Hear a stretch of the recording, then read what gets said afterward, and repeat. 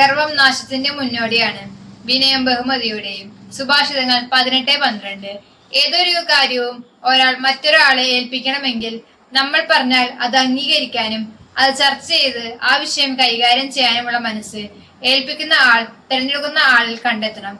അതുപോലെയാണ് സുഭാഷിതങ്ങളുടെ പുസ്തകം 18-ാം അധ്യായം 12-ാം വാക്യത്തിൽ പറയുന്നത്, ഗർവം നാശത്തിന്റെ മുന്നോടിയാണ്, വിനയം ബഹുമതിയുടെയും. നമുക്ക് വിനയവും എളിമയും കർത്താവിലുള്ള ആശ്രയവും ഉണ്ടെങ്കിൽ കർത്താവ് നമ്മെ തീർച്ചയായും ഉയർത്തുകയും അവിടുത്തെ ആഗ്രഹം അനുസരിച്ച് നമ്മെ മഹത്വപ്പെടുത്തുകയും ചെയ്യും. അല്ലെന്നാണെങ്കിൽ ഒരു മനുഷ്യൻ പോലും നമ്മെ അംഗീകരിക്കുകയോ അവരുടെ ഉത്തരവാദിത്വങ്ങളിൽ പങ്കുകാരാക്കുകയോ ചെയ്യുന്നില്ല.